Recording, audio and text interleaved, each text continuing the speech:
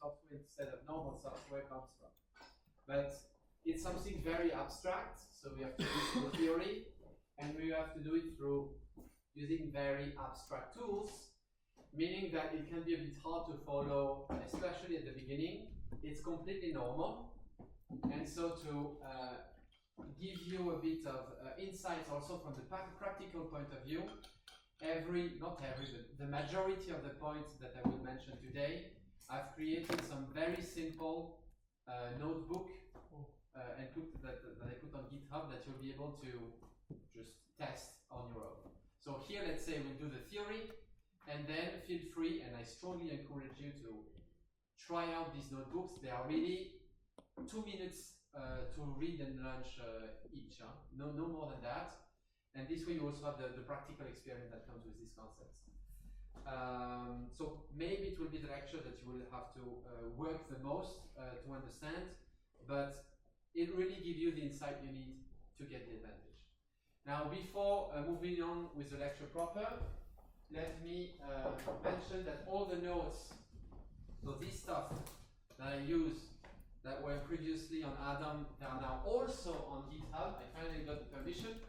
So it's there. No need to go into Adam anymore, except to give your graded exercise. Okay. In addition, I put the notebooks that I just mentioned before on GitHub. Okay. Also, I've updated everything that you should need to know about the end of the year project on the GitHub page. So by all means, consult this. I advise you to, as soon as this lecture is done, start thinking about a topic that you would like to do for the project. There will be 3 grading schemes that you will be able to choose to be graded from. That is also very good for you to read as soon as possible. Okay, you don't need to choose immediately, but it's good to have an idea of what is important for us and what will be your focus during your project. And it's also, I also strongly suggest you to make teams, if you decide to work in teams, as soon as possible. Teams no more than 3 people. I guess 4 or even 5 could be possible, but there needs to be a very good justification for it. Not just, they are my friends. Okay. After this is done as soon as possible, maybe in the months that follow, try to look deeper into the topic. Don't hesitate to ask questions to us, to the TAs, by mail or in person, to get some feedback on your idea or what you want to do, the scope of your project, this kind of stuff. Try to imagine what will be your project proper, like what is the problematic that you will try to answer to during this project. At least try to, not necessarily succeed, depending on the scheme that you choose. And by the end of this month, by the end of the next 30 days, so basically until mid-December, once you have a clear idea on your project, try to fix the grading schemes that you want to be graded on. Then, as is written on the GitHub, with the precise date, you will have to send us an email saying, this is my project, this is more or less what I want to do during my project, and this is the grading scheme that I want to be graded upon. Okay? So this is your first deadline. Then your second deadline is early January, where you will have to finish the project in and of itself. Give to us all your material, including but not limited to your report. Okay. So the report is basically the written part that you will be graded on, along with maybe the notebook or the mathematical demonstration that constitutes your project themselves. Okay. And finally, at the second half of January, we will have the oral presentation, where you just present your project. Depending on the grading scheme that you choose, the time for the presentation is not exactly the same. Shorter does not mean easier, longer does not mean easier. Okay, it will depend on how you are faring in terms of performance in front of a jury, I guess. In general, I would say the shortest, the more difficult. But, it depends on the people. All right. that's all I had to say about the end of the year project. There is more details on the GitHub. Please have a look. Is everything clear? Yes? Excellent. Then let's move on with is the camera still working? So because from now on there is no more video available online, we are making them as we go. But so it follows that I will say which page I am on the notes. This way the people from home, they can have the notes in front of them instead of decrypting what's written on the blackboard. Okay? So if at some point I say, look at page 1, I'm talking about the people behind the camera. I did not get completely mad and stuff. All right, page 1. So let's start with the notion of entanglement theory today. Especially as usual, let's come with some reminder of what we did last time. Specifically, reminder about the density matrix rho.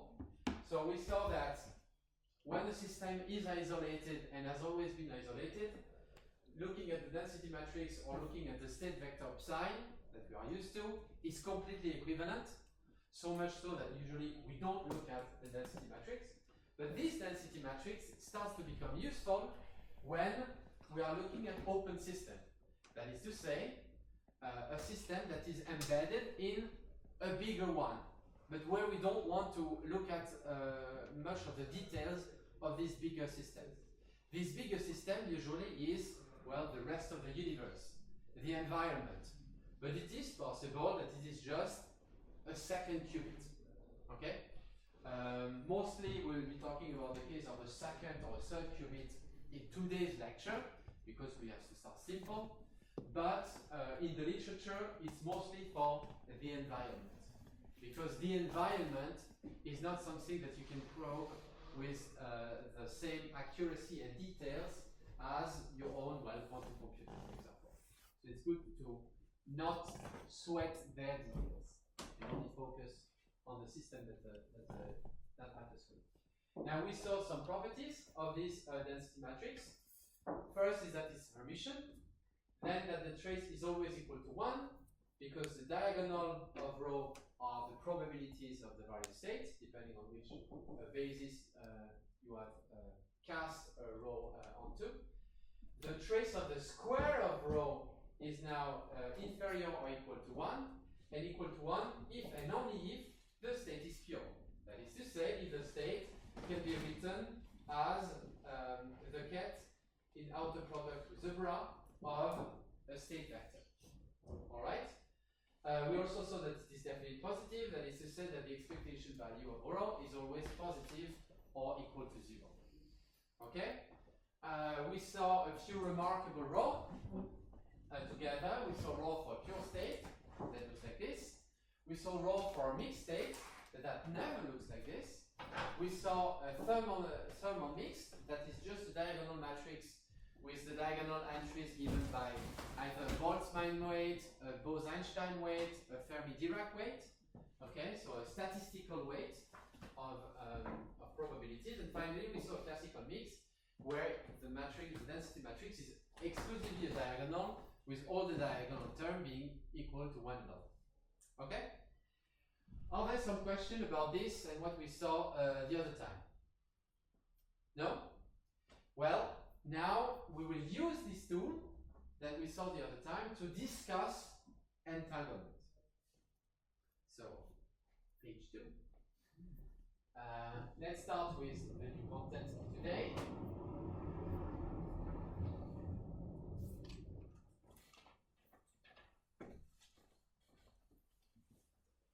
Which is evaluating entanglement. I think I missed an occasion. I should have called it disentangling entanglement. Oh well. Evaluating entanglement.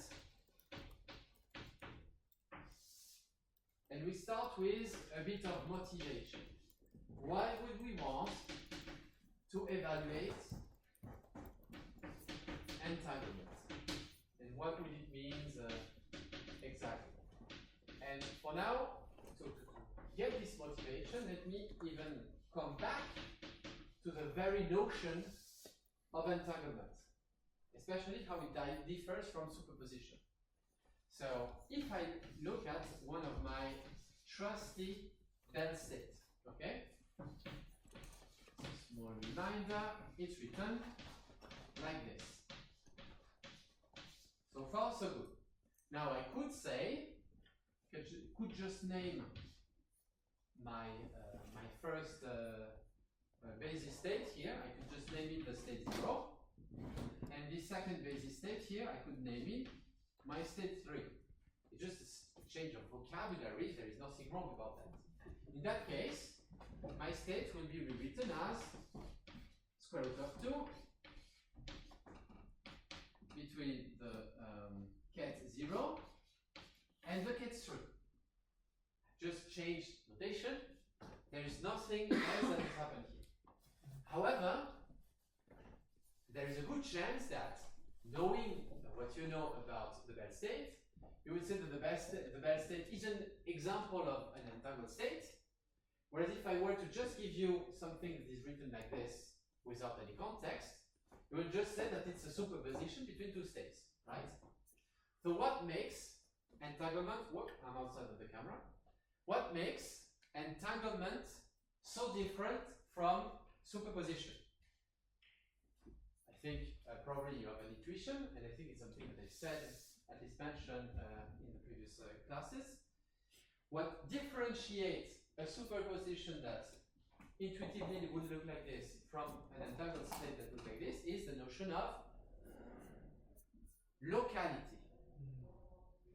That is to say, we say that one, in this case qubit, is entangled with another qubit because it is possible to separate these two qubits.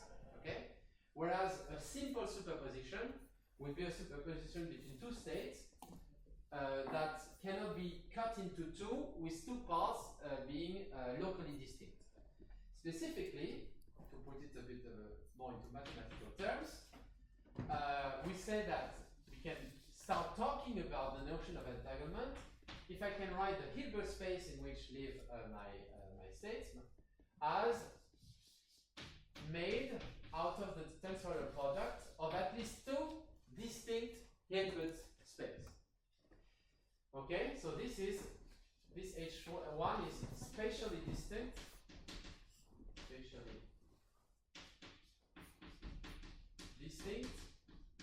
from H2. Okay, that's very important. Without this notion of tensorial product of the Hilbert space, I cannot talk about entanglement.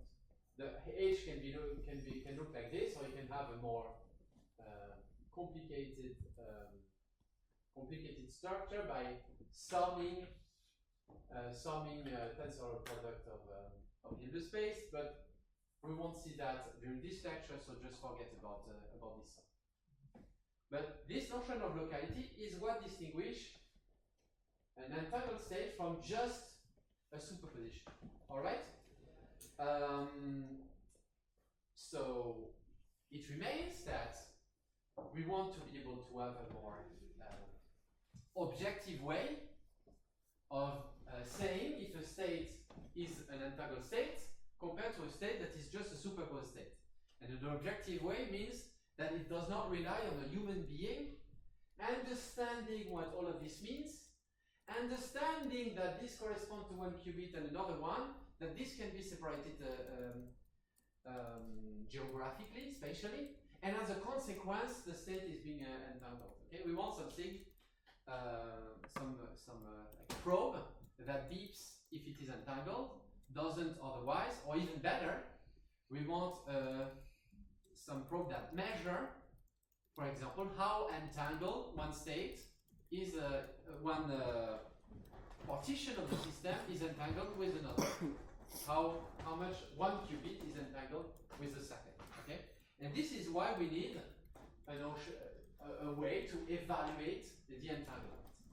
All right. Is this clear for everybody? Is this motivating enough? Okay. So the goal of today's class is to to put numbers into this notion of entanglement and understand what those numbers mean. To do so, as usual, I need to introduce some tools that we'll need later. And the first of those tools is the notion of partial trace. So the notion of partial trace, the very first time you see it, tends to be relatively difficult. So I start with an example, then I move on with the more generic case. So let me take, as usual, the same good old example of a Bell state. And this time I look immediately at the density matrix, because the notion of trace is associated with a matrix and not with vector. So the density matrix of a Bell state, especially the Bell states phi plus, is written like this, nothing new there. If I were to develop this notation in terms of the notation in the more natural basis of the 2 qubits, I will get 1/2 factor of 0, 0 plus 0, 0, 1, 1 plus 1, 1, 0, 0 plus 1, 1, 1, 1. Okay, we did this kind of computation last time. And if now I were to decide to write this matrix, well, as in its matrix representation, then the matrix will, for example, look like this. 1/2 factor of this big table of number, where you have mostly zeros, except on the 4th corner, if you decide that your basis is in the order 0, 0, 0, 1, 1, 0, and 1, 1. Right? So far, here for everybody. And here comes the notion of the partial trace, specifically a partial trace over the second qubit. Okay, so you always do a partial trace over only a part of the full system. Here I have only 2 qubits, so there is not many partitions that I can consider. It's mostly the partition of 1 qubit on one side and the second qubit on the other side. Here I do the partial trace on the second qubit. Okay, and what it means is that now I will have a reduced density matrix that I will call rho 1, that is equal to this partial trace over the qubit 2 of the full density matrix that I started with, and that is equal to the sum of the expectation value of this matrix, but on exclusively the basis, any basis, of the second qubit. That is to say, it will be equal to 0, 2, rho phi plus 0, 2, plus, put it up below, plus 1, 2, rho phi plus 1, 2. Okay? So remember, phi plus here is, among other things, a term that is in 0, 0, 0, 0, that I could also write, maybe I write it here. So among other terms, there is this term here that I can completely rewrite if I want to. 0, 1, 0, 2, 0, 1, 0, 2. This concerns the first qubit, this concerns the second qubit. That I can totally rewrite if I want to. 0, 1, 0, 2. In an outer product with 0, 1, 0, 2. Okay? Which I can also rewrite if I want to as 0, 1, 0, 1 intersectional product with 0, 2 and 0, 2. Okay? All of these are completely equivalent notations, and this one, this last notation is perhaps the one that is best to understand how to do this kind of operation. Because if now I were to do 0, 2, let me use the first notation for for understanding things. So 0, 0, 0, 0, 0, 2. What I actually means is that I'm doing as if I'm applying the identity operator on the first qubit, before and after. Okay? So that this is equal to the identity operation applied on 0, 1, 0, 1 in tensorial product with applying 0, 2 on the operator 0, 2, 0, 2. And that now becomes something that is much more familiar to you, because the identity applied on pretty much anything is just this anything. So this is equal to 0, 1, 0, 1. And what's left of this thing is, well, we know that the scalar product between, the Hermitian product between 0, 2 and 0, 2 is of course 1. Here we have the same scalar product over there. That's why the notation is so good. And so this is just equal to 1, or in this case, because we are doing the projection here, this is not an operator, this is just a scalar times a scalar, so it's really equal to the product times with the product of this operator 0, 1, 0, 1 with the scalar 1. Okay?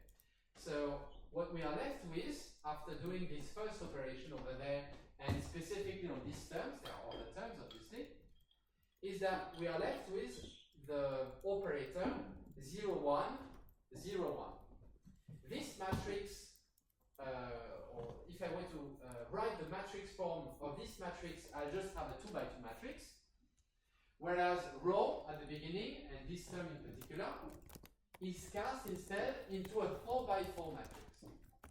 So what I do with the partial trace is that not only I do this operation, but this reduces the size of the matrix. It reduces the matrix from the size of 2 qubits to the size of a single qubit. Why? Because I do the partial trace over 1 qubit. So 2 qubits minus 1 qubit is equal to 1 qubit. Okay? So this is how to do the operation microscopically.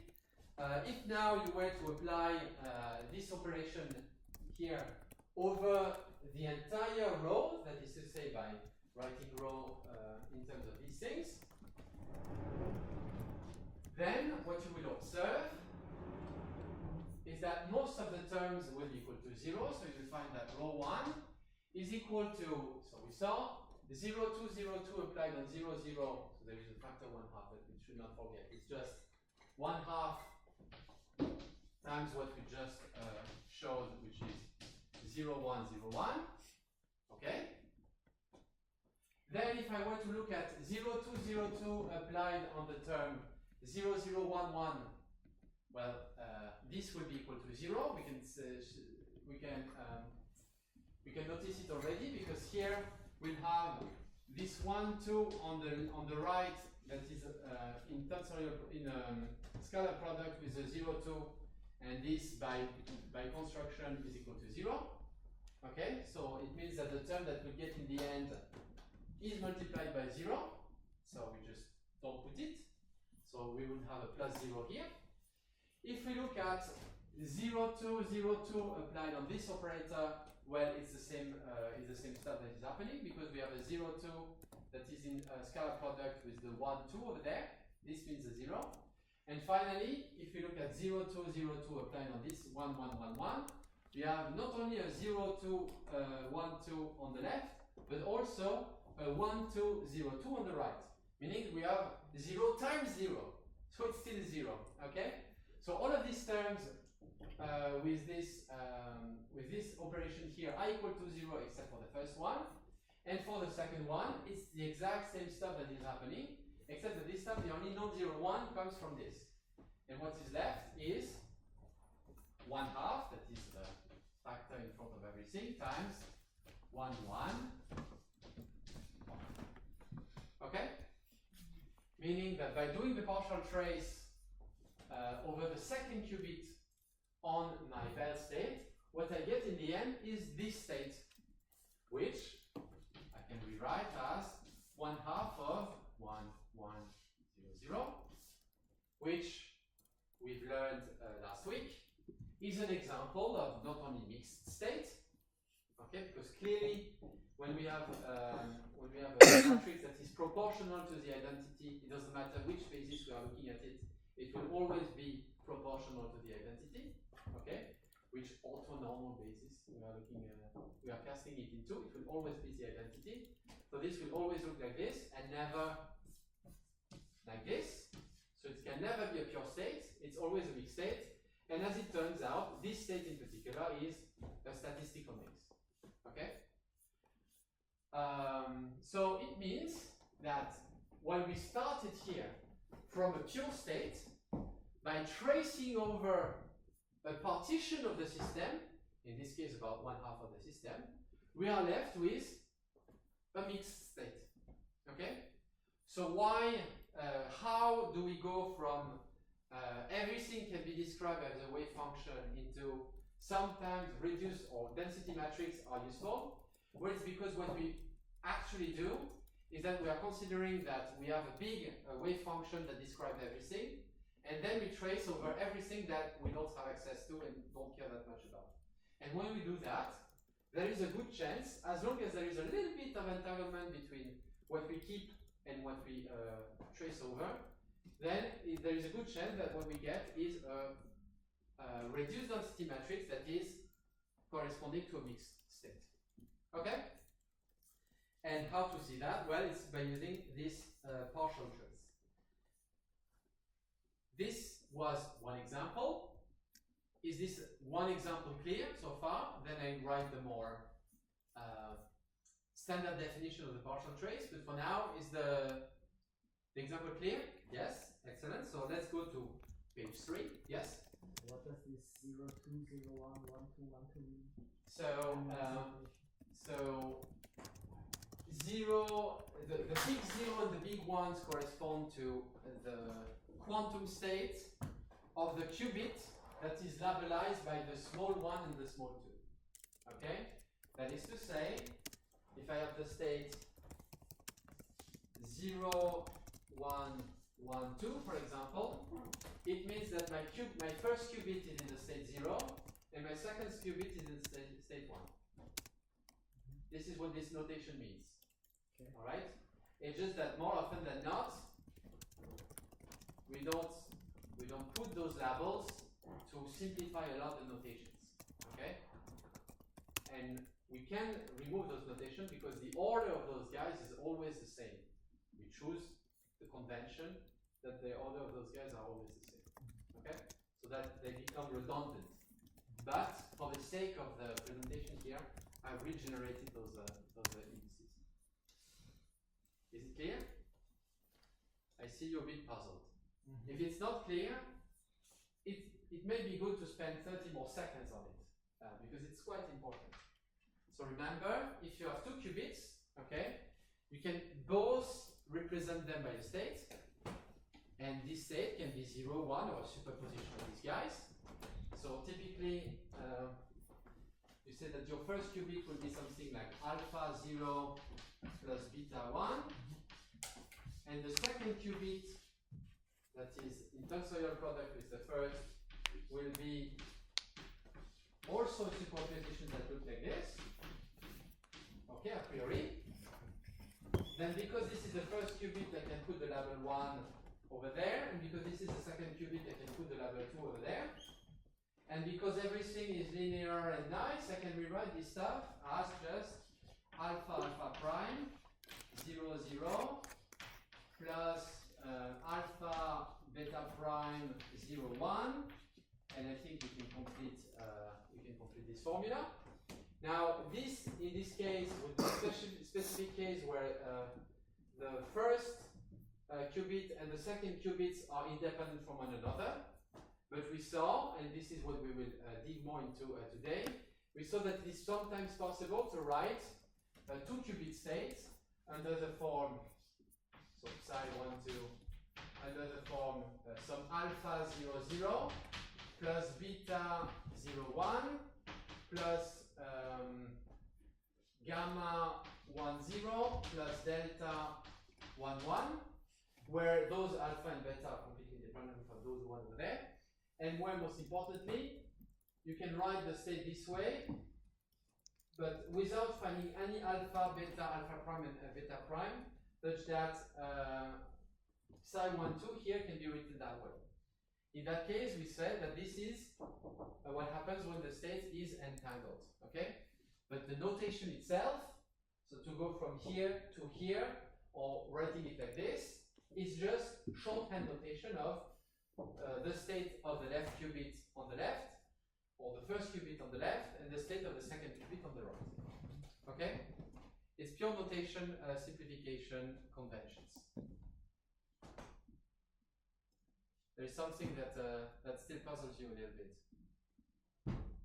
Is it okay if we continue the class, or do you need a bit? Okay. Feel free to really ask questions. Or maybe what you need is just a bit of time to infuse the stuff. It's important. Okay. So let's go with the general formula of the partial trace. Yes. Why do they have superposition 1, 2? Don't think. Here I put 1, 2. Yes. 1, 2, yeah. So here it would be 1, 2, 1, 2, 1, 2, 1, 2. Yes. If now I use a Python notation, instead of 1, 2, it will be 0 and 1. But then it becomes even more confusing, so I'll just do it like this.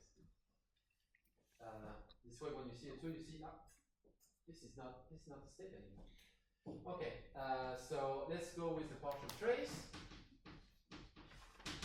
and a more general formula, not necessarily more complicated, but so let's say that in general,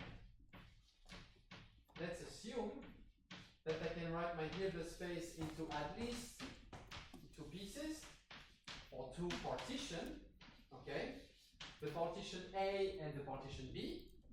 And let's say that a basis for the Hilbert space HA is given by the AIs, and a basis for the Hilbert space HB is given by the state VJs, okay? Then I can say that the reduced density matrix rho A, so the reduced density matrix over the partition A, is equal to the partial trace over the partition B of the full density matrix. And this is equal to the sum over the J's of the identity that usually we don't write, in tensorial product with the bra BJs applied on rho, that is applied on the operator 1 in tensorial product with the ket BJ. Okay? Similarly, if now I were to look at the reduced density matrix over the partition B, so the other partition, then I can define the partial trace over the partition A of rho, and that now will be equal to the sum over the i's of the bra AI in tensorial product with the identity. The identity here was on the partition A. Here this time the identity is on the partition B.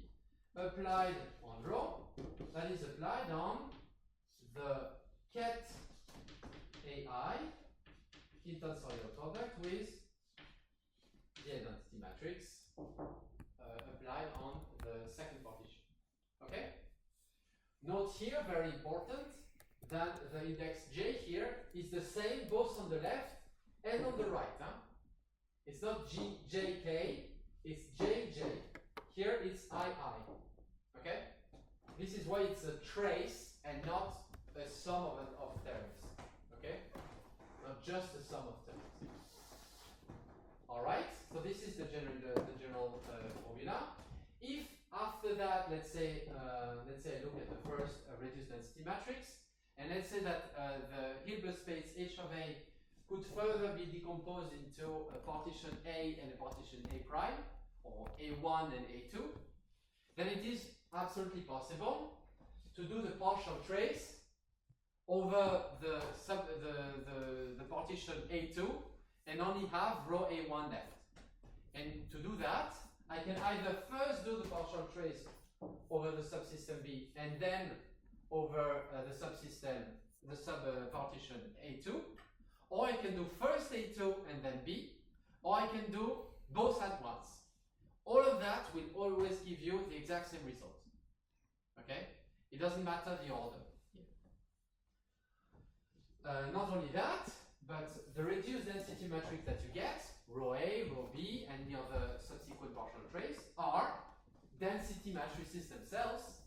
That is to say that they obey the properties that we discussed during the reminder. They are emission, their trace is equal to 1, and so on and so forth. Okay?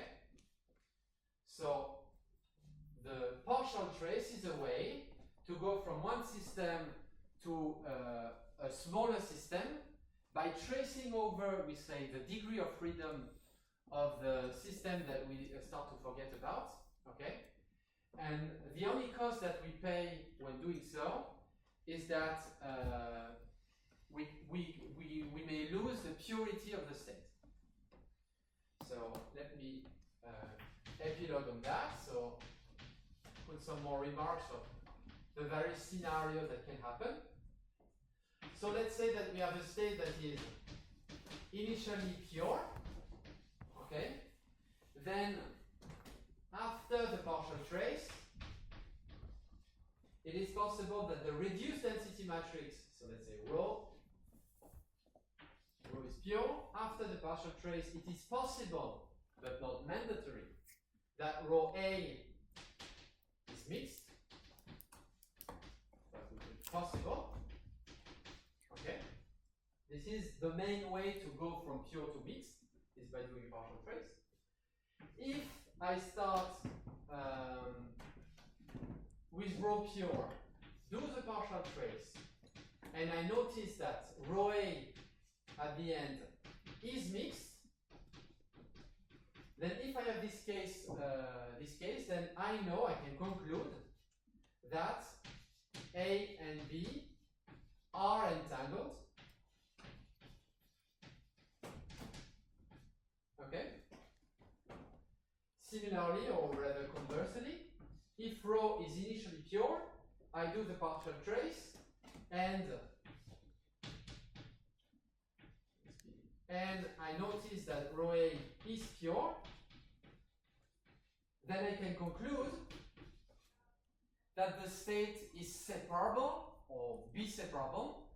That is to say, so rho is separable. That is to say that rho can be written as rho A in tensorial product with rho B, with rho A being the reduced density matrix after tracing over the partition B, and rho B being the reduced density matrix after tracing over the partition A. Okay? Feel free to prove it on your own time. It's not a difficult computation. In this case, we'll say that rho is separable, but let's say that, for example, rho H now was the tensorial product of HA, HB, and HC, and I could only ever write rho is equal to rho A in tensorial product with rho BC. In that case, I will say that rho is biseparable between A and BC. Okay? And not separable completely, because separable completely would be rho is equal to rho A, tensorial product with rho B, tensorial product with rho C. Okay? So there is a bit of a nuance in the definition here, but it's nothing really important. All right? Another case is that if now rho is initially mixed, and after the partial trace rho A is pure, it can happen, then it means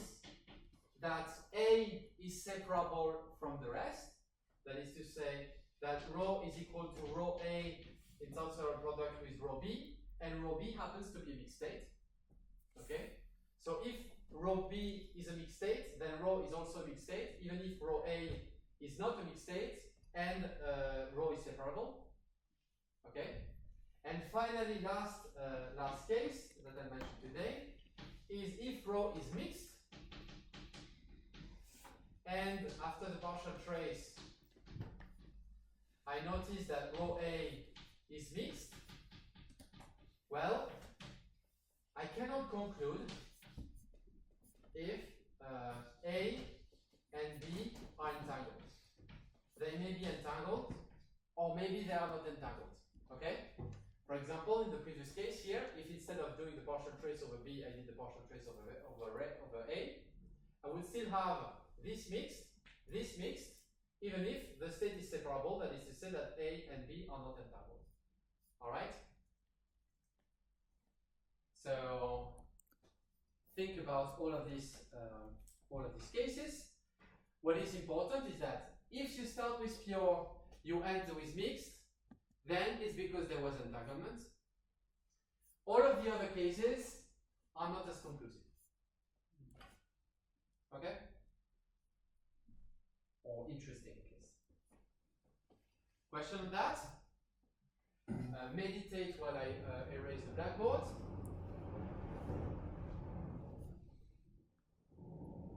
Okay.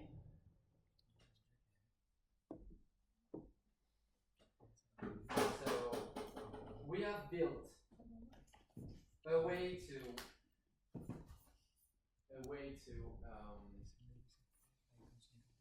simplify a density matrix to only consider the subsystem that matters to us, and by doing this simplification, we have made a distinction between output that were either pure or mixed, and depending on that, at least in some cases, we were able to establish if the two partitions, one of which we removed, were entangled or not.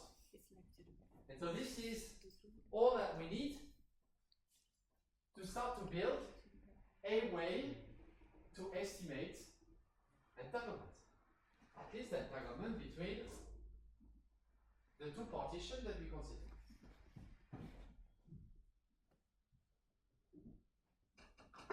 So, page 5. Let's look at our first entanglement measure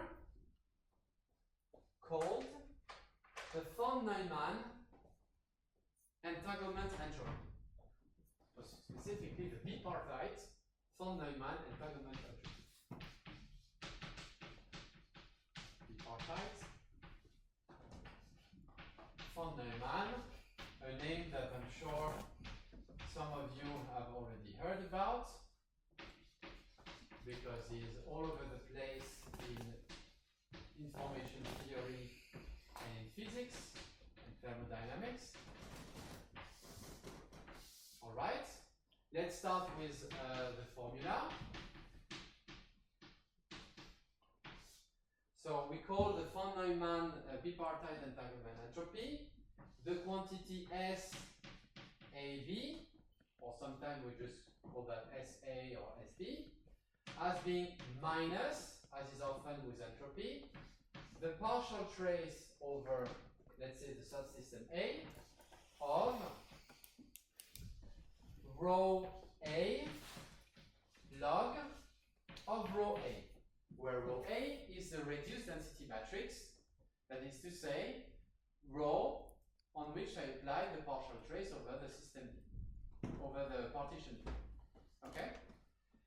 This definition, as it turns out, is always equal to the exact same formula, but where I switch A and B. Okay? And this is intuitively something that we want, because we want that the entanglement is between one partition and the next. And so by looking at partition and looking at how much this partition is entangled with the second, we expect that when we are looking at the second partition, this second partition is entangled the exact same amount as earlier with the first partition. Okay, this is what this equality means. Now, what may be a bit puzzling for you is this notation of log of row or log of a matrix in general. What does that mean? Well, let's discuss that together. So as often when you have a function applied on a matrix, there is a proper way to define it, and then there is a quick and dirty way. The proper way would be to do an expansion and make sure that everything converges. We won't do that here. We don't do that in this class. We do only the quick and dirty way, which is more than enough for what we do. And that is to say that we say that log of row A, because row A is an Hermitian matrix, it is diagonalizable, so I can write it as log of some u times the diagonal times some u dagger. Okay? Following the principle of unitarity of the matrix U and the fact that the log is expansionable, then I can write that this is equal to u times the log of d times u dagger. D is a diagonal matrix, and the log of a diagonal matrix is nothing else than the diagonal of the log. So if D is just a diagonal of Landau, it means that this is just the log of all of these Landaus, okay, with zeros outside of the diagonal. And, well, this is how you define the log of an operator, at least a log of a density matrix. Now, some of you might object immediately and say, but wait a minute, in a lot of the matrices that we saw earlier, a lot of these eigenvalues were 0. Here, I'm asking you to take the log of 0. What am I doing? Well, let's look at this objection together that I'm sure you all had, and just with the question was burning your lips. So specifically, let's look at the case of the Fromholz entanglement entropy. So if we look at trace of row A log of row A, we don't really care about the fact that this is row A or not. Then using the same kind of tricks over there, I can write it as the trace of u, this diagonal over the Landau, possibly some of them 0 at this point, u dagger times u, the diagonal of the log of Landau. For now, you just allow me the abuse of notation. We can do the demonstration properly, but we don't need to, so let's not. And gain some times. So we have this. This u dagger u is equal to 1, as we know. In addition to that, there is such a thing as the cyclic permutation of operators within the trace that we already mentioned last time. That is to say that this u here can be put on the other side over there. It follows that this u then will multiply at the right the u dagger operation, and u dagger times u, it's already written in the blackboard, is equal to 1. It means that this stuff here is just the trace of lambda 1, lambda n, log of lambda 1, log of lambda n, with no u's. Very important, the fact that the u gets away means that the formula that we get over there is completely independent from the basis we choose to evaluate our system on. Okay, I can choose the 0, 1 basis for my qubit. I can choose the plus minus basis for my qubit. It doesn't matter. They will all. The only thing that matters is their diagonal decomposition that is independent from the basis. I mean, it targets the basis in particular, but it doesn't depend on what operator u I apply on it afterwards. So this is a good point for the measurements. And this stuff, because it's just the multiplication of two diagonal matrices, is super easy to do. It's the trace of lambda 1 log of lambda 1, lambda 2, log of lambda 2, and so on and so forth. And the trace of the diagonal matrix, I think, is well known by all. It's just the sum of the diagonal, that is to say, the sum over the I, lambda I, log of lambda I. But now you say, yeah, but the problem was, what about when lambda I is equal to 0? Well, at least in this formula here, when lambda I is equal to 0, log of lambda I is always multiplied by lambda I. That is to say, log of 0 is always multiplied by 0. And 0 times log of 0 is by convention taken as e being equal to 0. Okay? So this problematic term that feels like it appears when we take the log does not matter when we look at the von Neumann entanglement entropy, because it just vanished. And so it follows that this trace is just the sum over the I such that lambda I is different from 0 of lambda I log of lambda I. Okay? This is the formula that you can use as a first formula to compute the von Neumann entanglement entropy. Alright? So, yes, it's a quick and dirty demonstration, but it's one that is full of insights. Also why I chose it. Questions on that? Meditate a bit more while I erase the blackboard.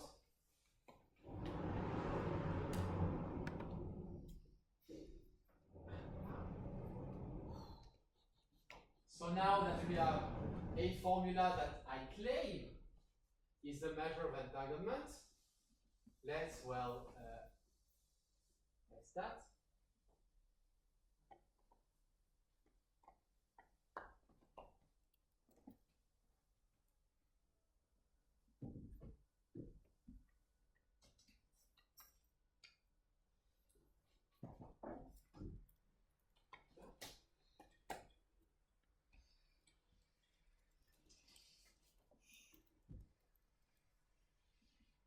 Okay. So this would be page 7, I believe. So let's go and say that, let's see what I mean when I say that S is a measure of entanglement. So this notion of measure of entanglement has a precise definition, or sometimes we say it's entanglement monotone. It's an alternative way of phrasing what an entanglement measure is. Probably it's not something that really speaks to you, so what it means in terms that are perhaps more understandable. So we say that this von Neumann entanglement entropy is a measure of entanglement if it has the following property, and it has them. First is non-negativity. That is to say that whatever row I put as my input, S of A or B, will be superior or equal to 0. Okay? And why is that? Well, it's because the lambda i's are always smaller than 1, meaning that the log is always negative, but I have put a minus sign in front of my definition, so I'm only summing the negative of a negative, that is to say, only summing positive or 0 stuff. This is how you have the non-negativity. You also have the fact that SA is equal to 0 if and only if rho is separable. Rho is separable and rho A and rho B are pure. If I start with either rho A or rho B that is a mixed state, then S AB may not be 0. But if rho A and rho B are pure, and if SA is equal to 0, then it means that the two the two systems are separable. Okay? That's exactly what we wanted. We have a probe here that is equal to 0 when the two states are pure, and that will always be different from 0 if the state is not separable. So we have our kicker. Not only that, but this will acquire some value, and this value can be crudely taken as an estimation of the entanglement. Okay? The higher the value, the more entangled we are tempted to say. In truth, because it's an entropy, the higher the value of the entropy, the more information we have on the second system by just looking at the first. This is what it means. But okay, this is much more abstract, so it's not something that I will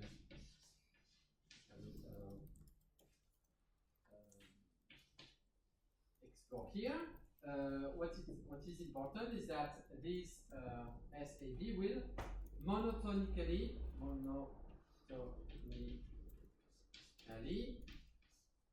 decrease under something that you see everywhere in quantum information theory, that is called LOC. That is to say, local operation and classical communication. What it means by local operation, it means the possibility to just modify your first qubit or your second qubit separately.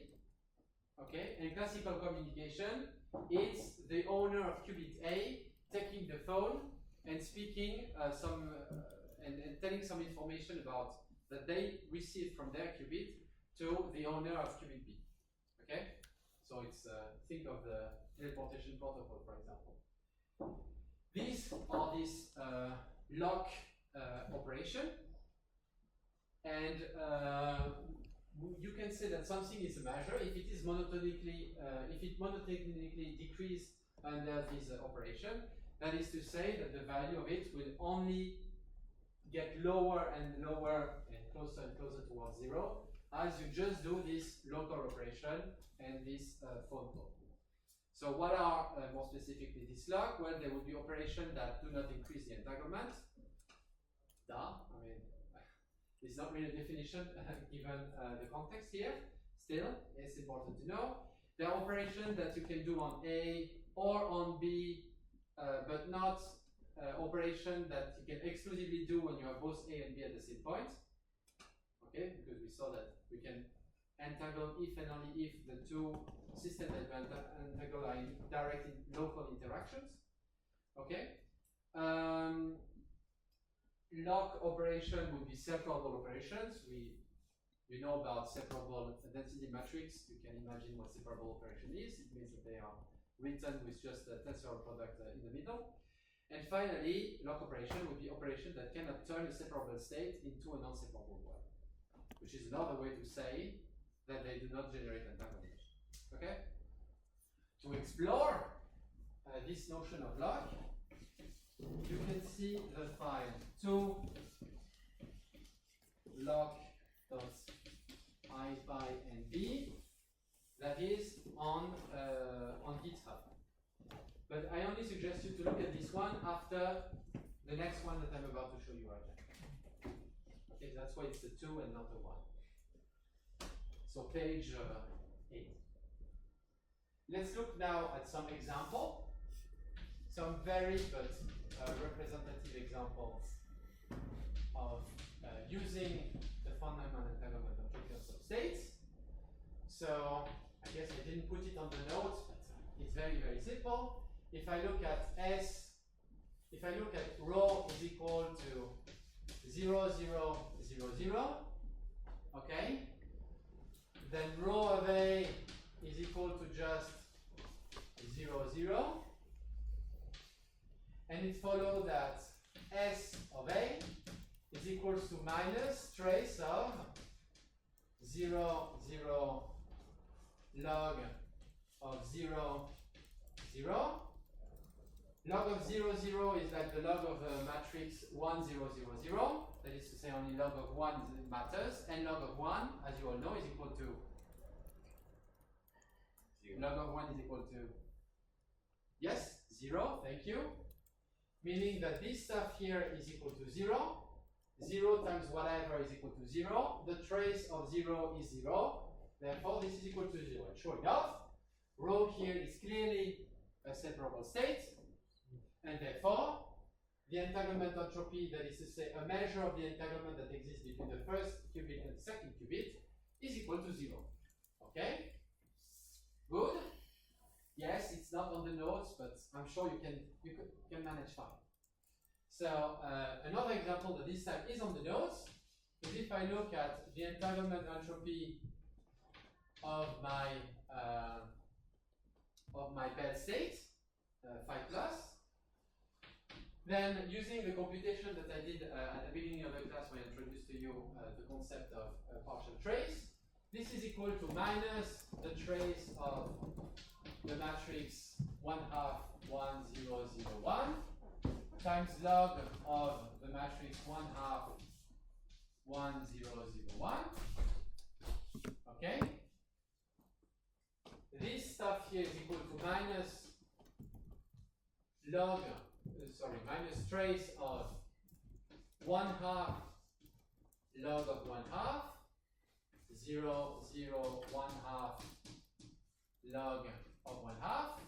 As you all know, log of 1 half is equal to minus log of 2. The minus that is outside of the trace can be put inside and be put as a factor in the trace. So the minuses, they cancel one another. What I'm left with is just a trace of 1 half log of 2 here and 1 half log of 2 there. That is to say, I have 1 half of log of 2 plus 1 half of log of 2, and this is equal to log of 2. Okay? I can go even further. If I decide to take my log into the base 2, it doesn't really matter, I can choose any base I want. Base 2 is the standard basis when looking at information entropy for bits, or qubits in this case. Then log 2 of base 2 in base 2 is just equal to 1. That is to say, we have a nice result where the entanglement between one qubit in the Bell pair and the second qubit in the Bell pair is equal to a very nice round number 1. And sometimes this condition is added to the definition of what an entanglement measure is, because physicists like their round numbers. This number 1 is also the maximum amount that you can get looking at the entanglement entropy between two qubits. So it means that if you look at only two qubits, otherwise pure, okay, the maximal entanglement that you can get is 1 and is obtained for this Bell state. If you were to do this computation for other Bell states, or any other superposition, no, not any other, some superposition of the Bell states, you will get a 1 as well. But any other states that you will get, so any other superposition of Bell states or separable states, you will get a value that is lower than 1. That's why Bell states are called maximally entangled states. Okay?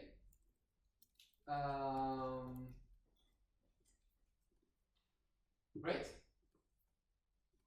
Let's move on with how more practically we get to compute the entanglement entropy. So get to compute mathematically or on a formal computer, not compute as in using a quantum computer.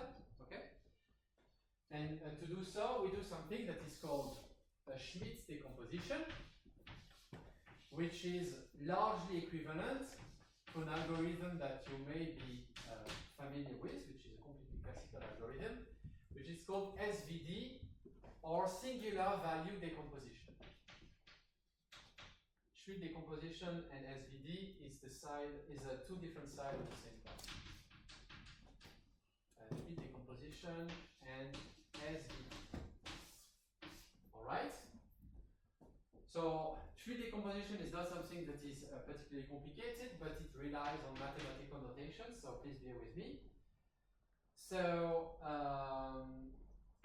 let's start with the Schmidt. So let's imagine that, as before, I have some H that is equal to some HA in tensorial product with HB. And let's say that the dimension of my Hilbert space HA is equal to some NA, and the dimension of my Hilbert space HB is equal to some NB. Those are integers, positive integers, of course. Then, and this is the theorem, is that if psi belong to H, then there exists a set of alpha i's with I that is inferior or equal to, with any i's that are inferior or equal to the minimum between NA and NB. And this is the crucial part. I will highlight it later.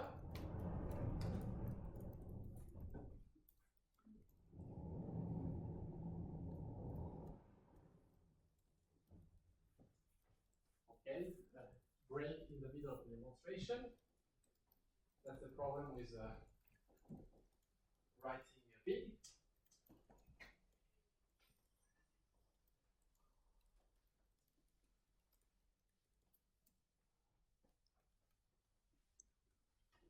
Okay. Then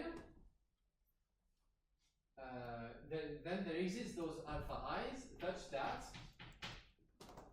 psi is equal to the sum over i's of the alpha i's times psi I,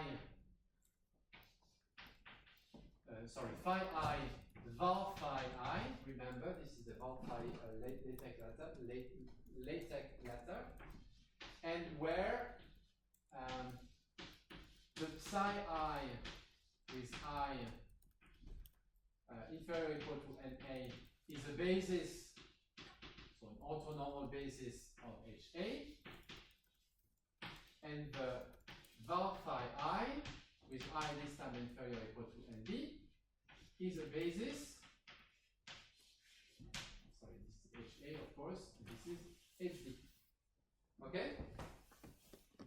Now it looks like, wait, this is just decomposition into the basis of HA and HB. Where is the theorem here? The theorem is over there. Is that here, let's say that you have NA that is smaller than NB. For example, NA is equal to 2 in the case of a single qubit, whereas NB is equal to 4 in the case of 2 qubits. So I have a system of 3 qubits in total that I partition into 1 qubit on one side and 2 qubits on the other.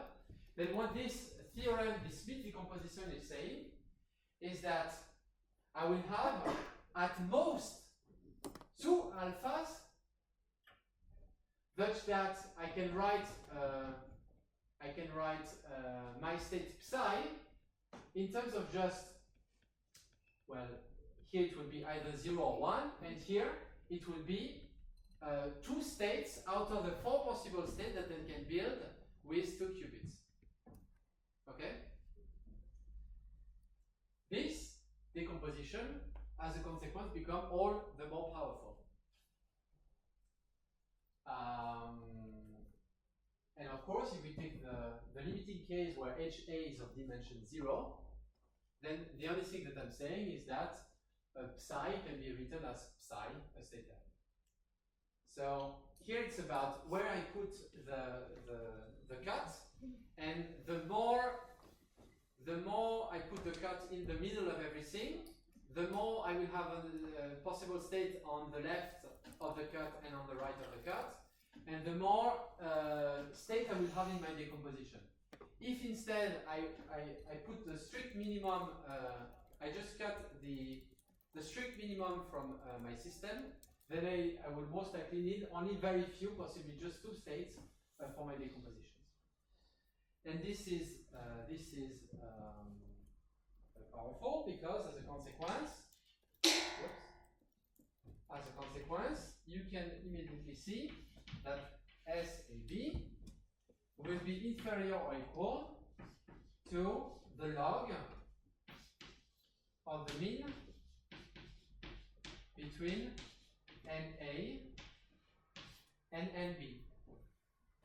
In a certain sense, this shows that by looking at just one partition of the system, I cannot get more a priori information of the second system than what can contain my very first system. Okay? In other words, or taking the most extreme case, if I just look at 1 qubit for one partition of the system and the rest of the universe as the partition of my other system, then at most I can say that my single qubit is entangled up to log of 2 with the rest of the universe. It can never be above this. Why? Because a single qubit can never have a priori information about the rest of the universe beyond log of 2. Okay? All right. So meditate a bit on that. There are several ways to get the alpha i's in practice, especially in an automated way using a computer. But perhaps one of the most standard and well-spread one is to use this singular value decomposition. What is a singular value decomposition? So let's say that you have a matrix M that is not necessarily a square matrix, okay, just a matrix M.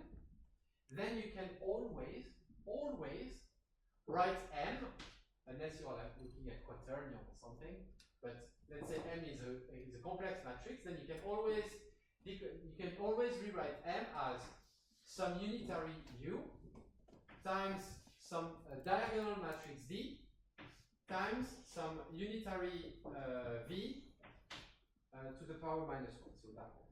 Okay? So let's say that M is n by m matrix, so not square. Then U will be n by n, D will be n by m, and V will be m by m. And diagonal matrix that is n by m is a matrix that looks like this.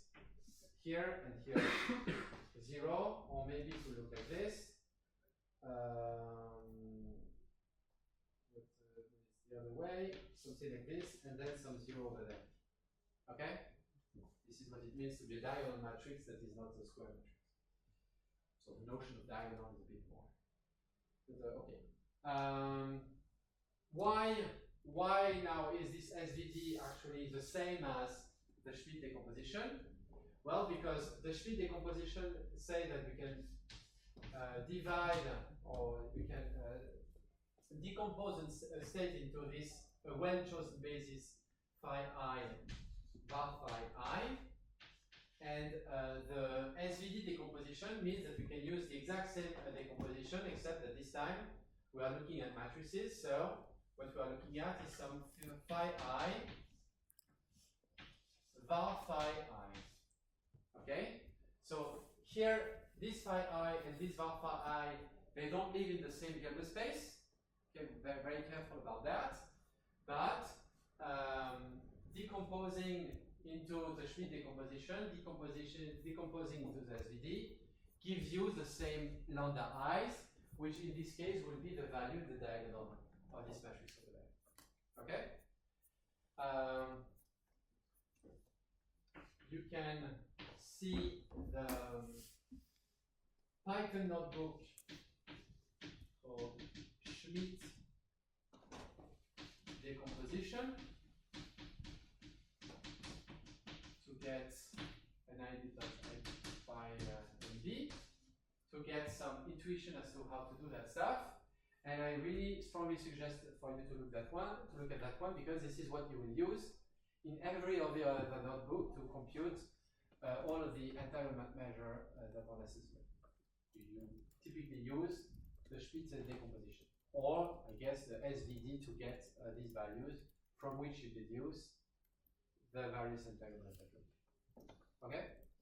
I will not go how to classically and efficiently get the SVD of a matrix, But if you look at, I don't know, SciPy or NumPy, mostly SciPy, they have efficient algorithm to do that. Classical. Okay. Question on that? The Fromholz entanglement entropy is clear. The Schmidt decomposition probably a bit less clear, but with a bit of training it will be crystal clear.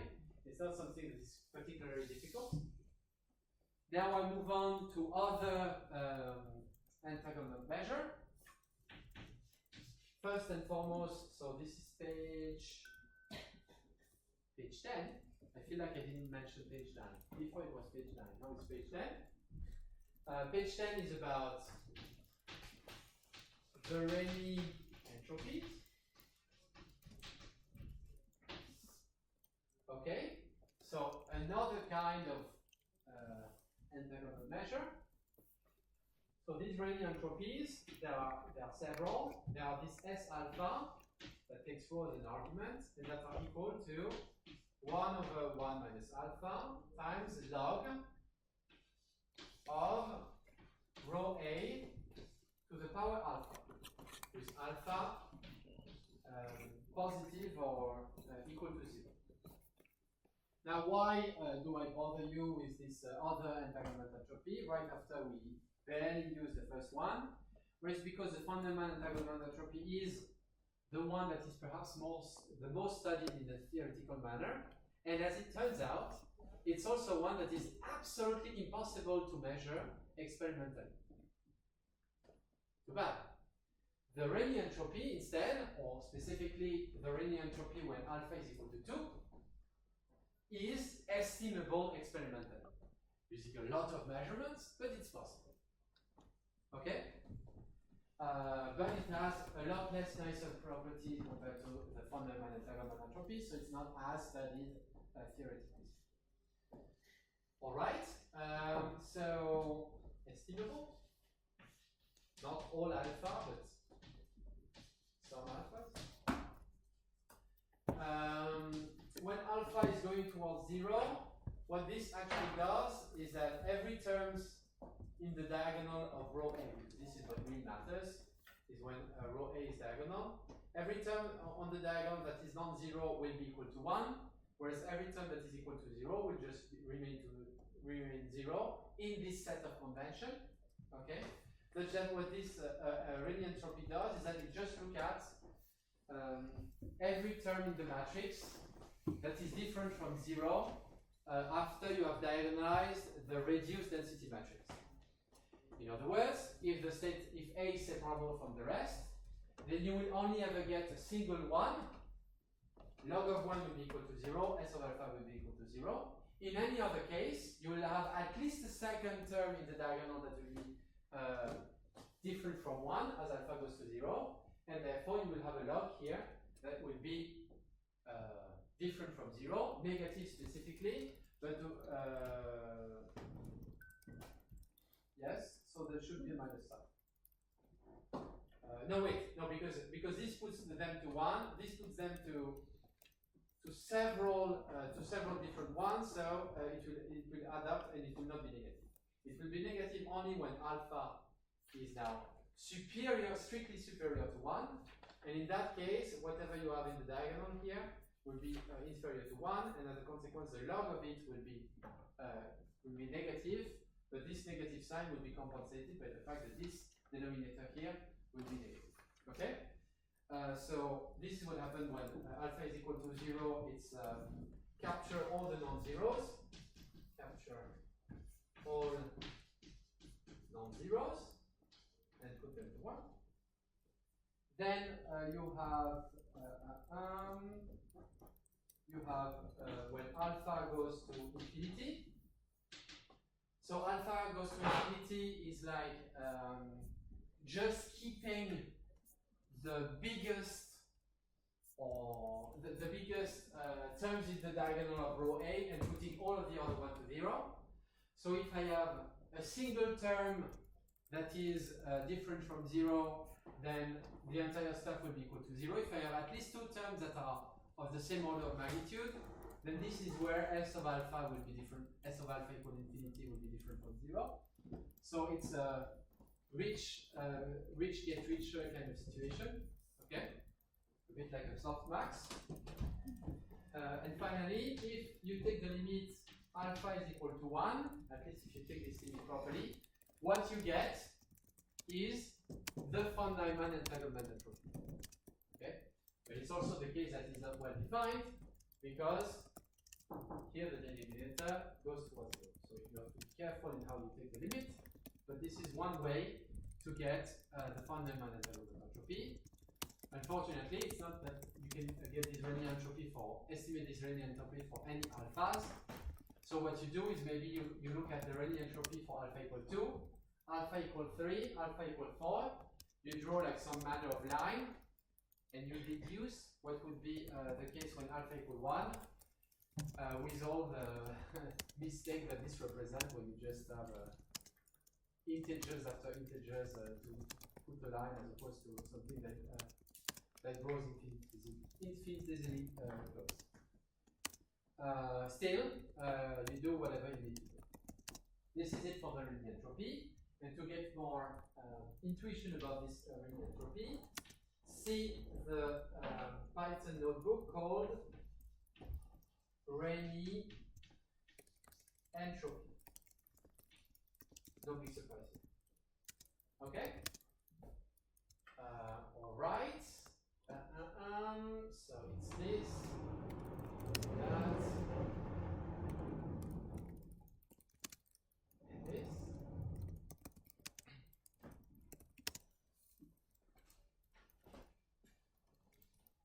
So after Rayleigh entropy, we will see some other measures. On those, I will get relatively quick because they are not nearly as important, but sometimes they are used. Maybe you will use them in your project, so I show them to you now. It's not that they have remarkable properties compared to the other two that we already saw, but it's good to know of them.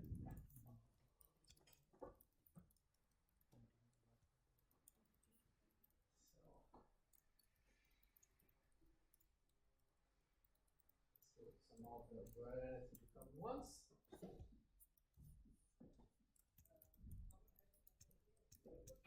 So, all the measures.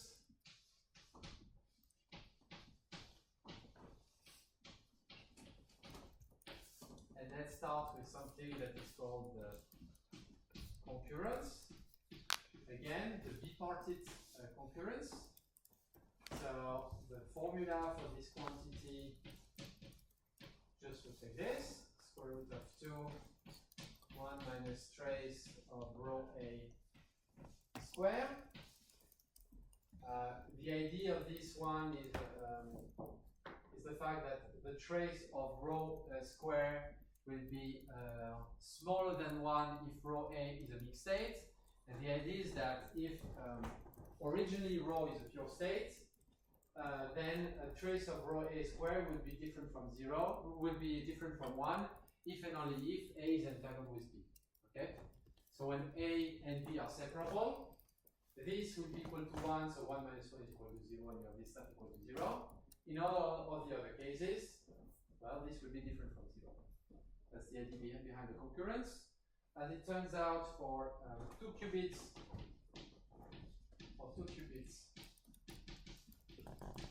you have a simplified formula for C, that is that it will be equal to the max between 0 and lambda 1 minus lambda 2 minus lambda 3 minus lambda 4, where lambda 1, lambda 2, lambda 3, and lambda 4 are the eigenvalues of rho, ordered, where lambda 1 is the biggest of the eigenvalues.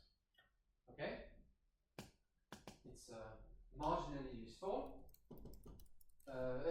Are not the values, are not the eigenvalue of rho, but they are instead the eigenvalue, so lambda i's, eigenvalues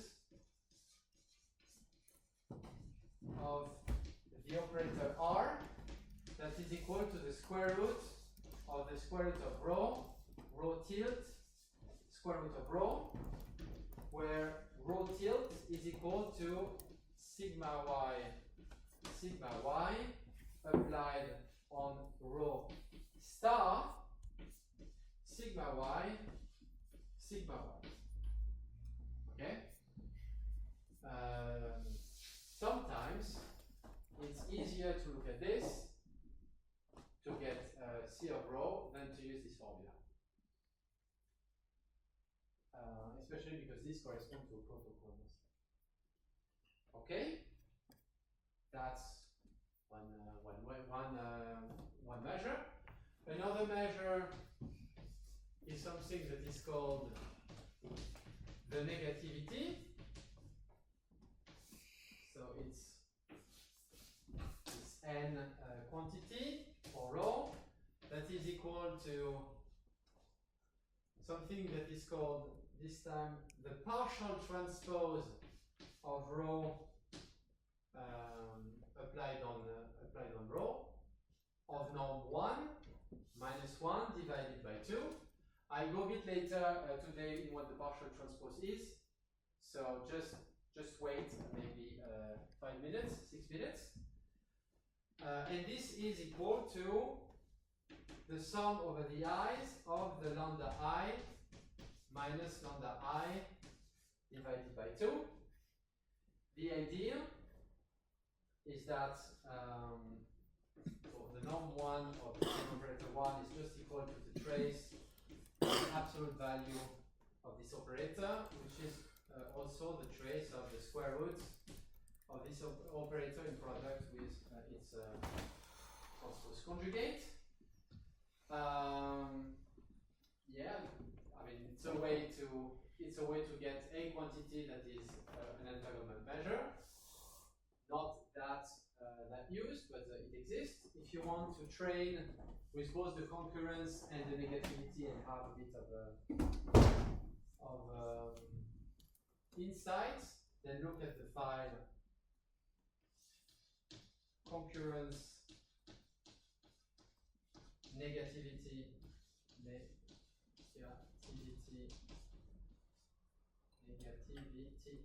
on the GitHub. Okay?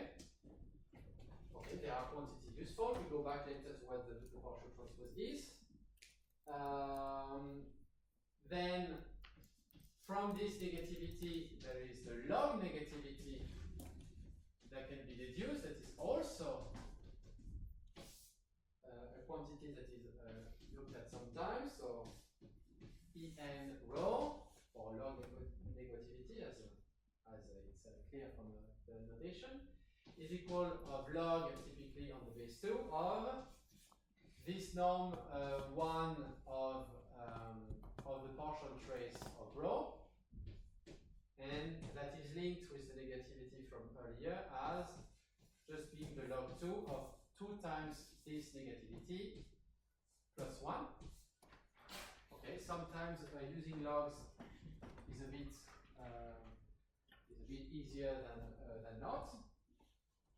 And finally, last quantity that I think is useful to give you is something that is called the mutual information. So the mutual information is not an entanglement measure, but it's an attempt at trying to estimate how much entanglement there is between A and B if A and B from scratch are already mixed state. So that is to say that A and B are both entangled with let's say some sort of C system. Okay. As a consequence, rho AB is a mixed state. Using the fundamental entanglement entropy or the Rayleigh entropy or all of these entropies from before, you'll get a non-zero result, even if A and B were not entangled with one another. So an attempt to still say if A and B are entangled or not with one another, despite the fact that they themselves are entangled with some other system C, is using this mutual information that is called, that is not usually IAB like this. And so it's not an entanglement monotone, but still, it will be equal to the fundamental entanglement entropy applied on row A, plus the von Neumann entanglement entropy applied on row B, minus the von Neumann entanglement entropy computed for AB. If row AB is pure, then this stuff is equal to 0, and using the mutual information in the first place is not very useful. But if now row AB is a mixed state, then the idea is that here it tells the quantity of information that there exists between A and the rest.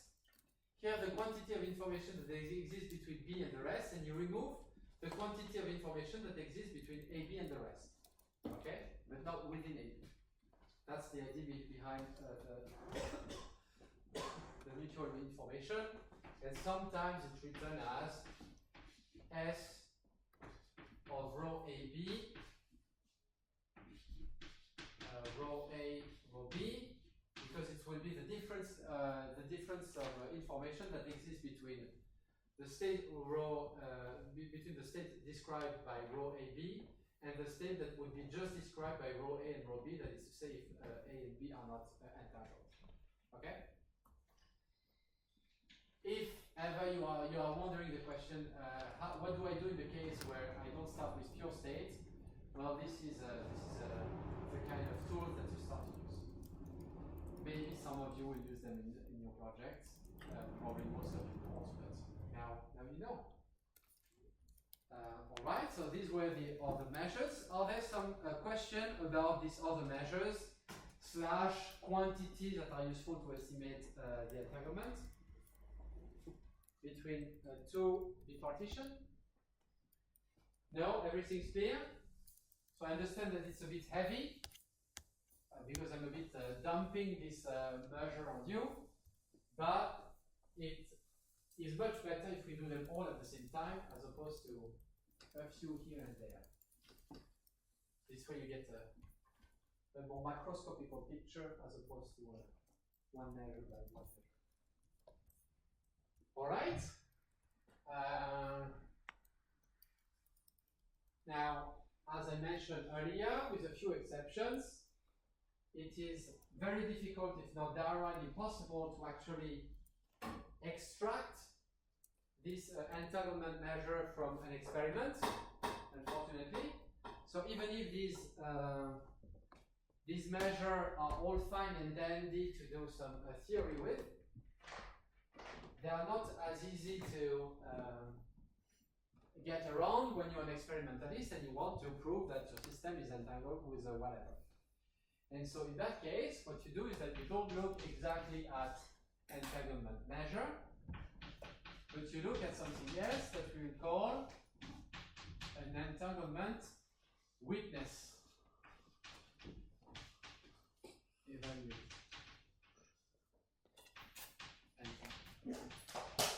Before we were doing what is satisfactory for a theoretician to call a two system to say that two systems are entangled, and now we are looking at what is satisfactory for an experimentalist to look at to show that two systems are entangled. So let's do. It's a good time to talk about the confrontation of quantum mechanics with theory of something that is called the theory of hidden variables. So as some of you raised when I did quantum teleportation, you are maybe wondering if, very much like any classical system, it was not possible that actually the universe has some sort of a variable that dictates what will be the qubit that Alice measure and the qubit that Bob will measure after the teleportation protocols. Okay, it's a serious questions that puzzled a lot of people, most famously Einstein, but not only Einstein. That leads to a lot of thought experiments, including the famous EPR paradox, which is not a paradox, but whatever. This in turn lead to slightly more modern, but not quite Bell inequalities that is a way to distinguish between the theory, any theory of hidden variables and quantum mechanics, okay, which is an inequalities that is respected as long as you have hidden variables, but that is broken as soon as you don't, and therefore enter into quantum mechanics territory, and that is most modernly used and interpreted in terms in the inequalities that are called the CHSH inequalities. Okay, so this is what we will do today. So know that it is possible mathematically to come up with what various quantity will be with any theory that you can imagine that have hidden variables, and you compare this prediction with the quantum mechanics prediction. And those two predictions, they are different. And that's really the crucial point, is that these predictions are different and they can be experimentally distinguished. So this confrontation is hidden variables prediction,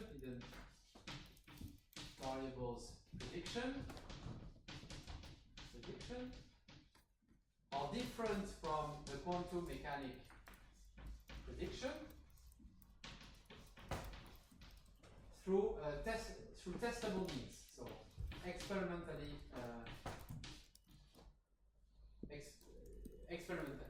Okay. Who are the kind of people that do these experiments? Well, they are a whole panel of Nobel Prizes. A good chunk of the Nobel Prize in quantum mechanics, not all, but a good chunk of them is all about just making sure that actually there is no hidden variables. Now, I don't know how much you trust the Nobel Committee. You should always be critical, so it should never be a blind trust.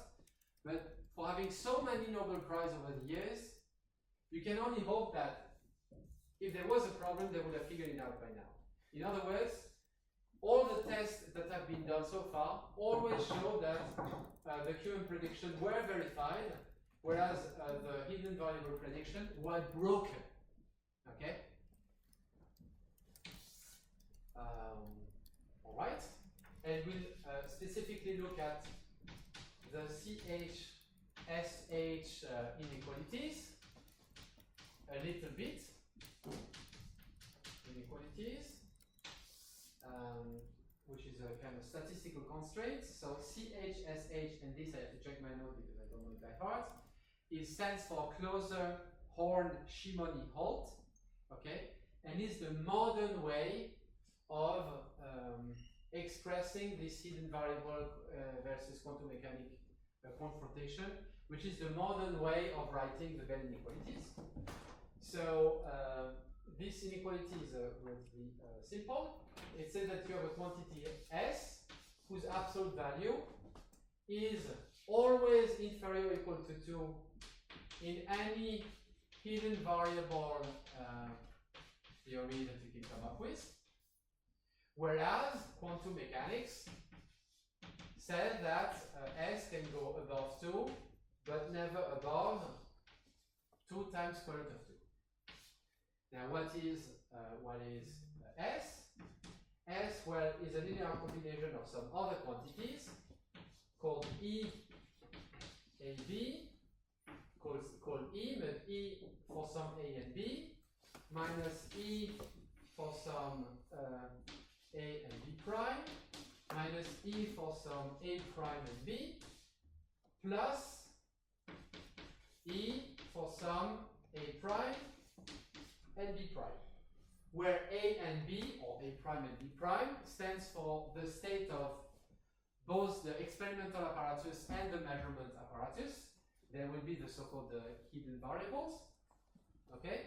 And if I were to write what the E are, but in the quantum mechanics formalism, which is a bit of a cheat when you consider it with hidden variables, but for us it's just fine. The idea is just to get the idea. Then E AB will be equal to, for example, the expectation value for a given A and B of operator well chosen, like for example the ZZ operator. Doesn't have to be this one, but this one works. Okay, and where this psi AB is equal to the preparation of the state, but that is done without entanglement, because entanglement means quantum mechanics exists, applied on some reference state that is that you are able to reproduce reliably, like for example the 0, 0 state. Okay? Then this psi AB defines the precise state of your entire apparatus, both of experiments and measurements, and you just we do several experiments to be able to evaluate the expectation value of this operator that you chose for a different set of preparation of your apparatus. And this is how you get this quantity S.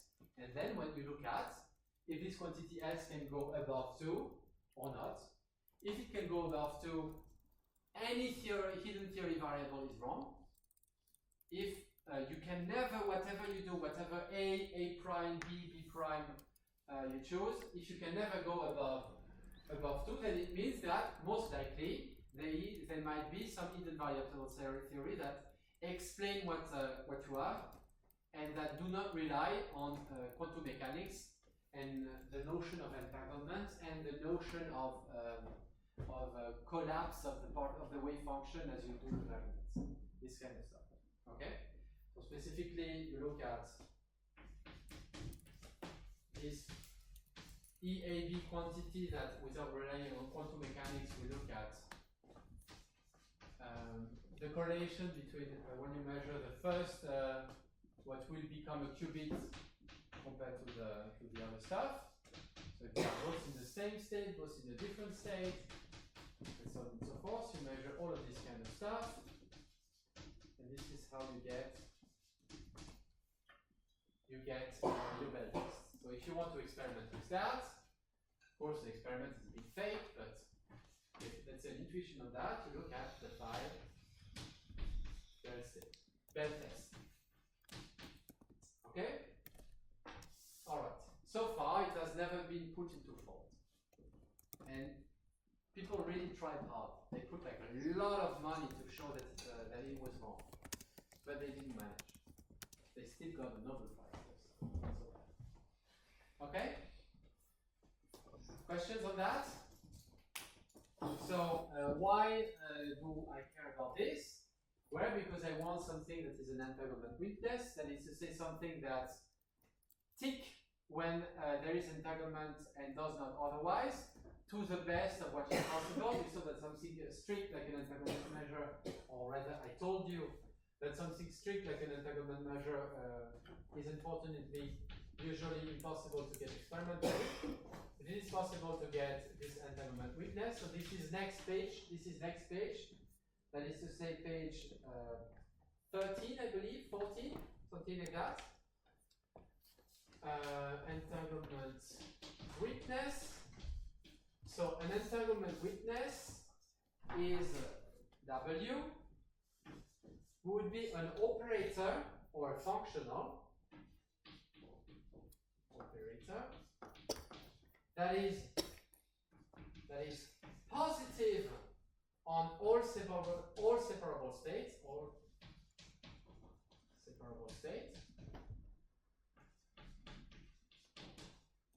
and can be negative if and only if the state it is describing is entangled. So it looks like it's a bit of a weirdly formulated stuff, but that's because it's looser than the entanglement measure from earlier. That is to say, if the state is separable, then W is always positive, okay? And if W is negative, then it means it is entangled. But it does mean that there exists entangled states for which W is positive. In other words, it can tell you in some cases if two states are entangled, but in some cases the state might be entangled, but W will not be able to tell you if it is. Okay? So it's a weaker version of the entanglement measure, but it is one. It is a compromise that you have to do, because coming up with a way to extract such a quantity is now much easier. Experimentally speaking. So if you want to explore the notion, there is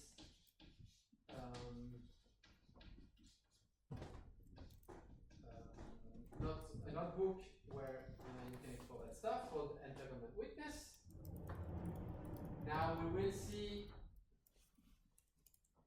an entanglement weakness together called the PPT criteria. I'll tell you only at the end what PPT means. To be a surprise.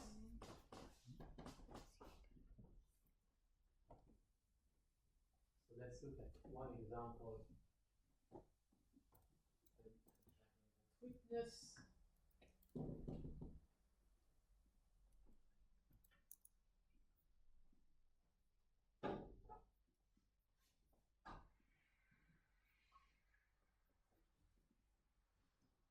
And this is where we will see what the partial transpose is all about.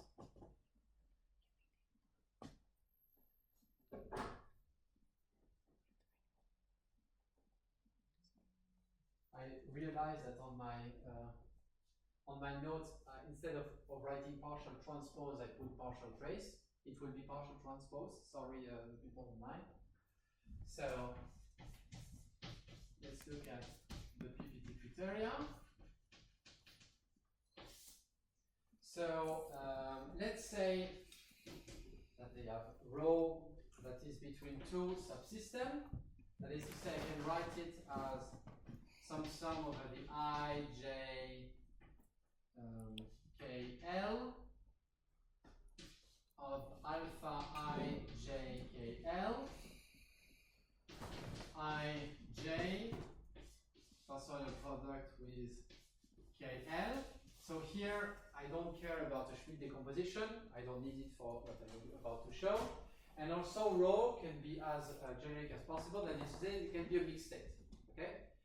In that case, if I can distinguish two partitions, a partition A and a partition B, in which rho exists, then rho will always be able to write to be written down this way. It's a very generic decomposition. Then I define the partial transpose over the subsystem A, in which I and J exist, as being the operation that exchange the ket K and the bra L. So I, J, K, L, I, J, and now I have L.